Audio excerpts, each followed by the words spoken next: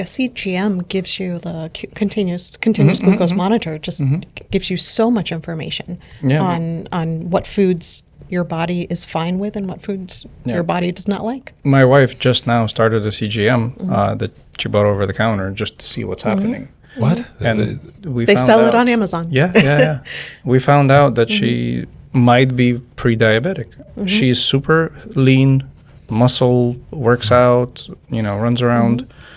She ate a candy bar, and her blood sugar went to 200 and stayed there for almost an hour and a half. You're kidding? No, and it stayed there, and all of a sudden it dropped to 86. Oh, wow. Caught itself up, and then went back up again. So the question is like, what is her hemoglobin A1C? What is her insulin level? What is all these other factors? Of course.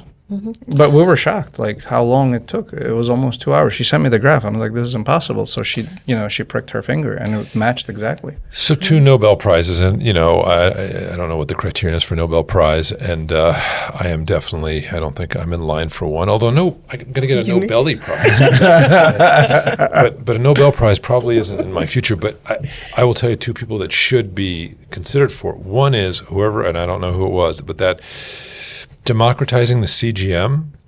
I did my glucose monitor, and I got to tell you, it changed the way I look at all foods, changed the way when I exercise, how I exercise. It was such an easy thing you got me to do.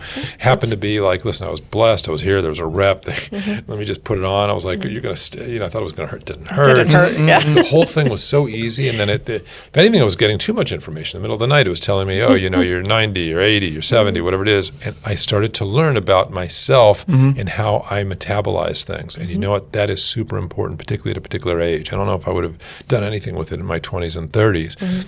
But certainly my late 50s, I guess, when I did it, or was it, late 50s, it was amazing. And look at you with your wife, that you guys might have added decades to her life by understanding that early. If you are able to capture this and stop her from actually progressing towards diabetes, which Dr. McLeod is amazing at, using functional medicine to stop that. Doesn't mean necessarily even medications. It could mean changes in her particular precision diet and things like that. So it's good for you. And it goes back to the individuality because my kid's a type 1 diabetic, we almost exclusively eat healthy food and keto. And she doesn't eat sugar that much, and once in a while she'll have like a little square. She just wanted to see how the CGM works, and that's how the whole experiment happened. But lean, sporty, eats healthy, everything's perfect, and we're like, how the hell can you be type 2? Like, you did nothing, because obviously they call it lifestyle diabetes, and she does absolutely, like, of all the check marks for type 2, she does none of them.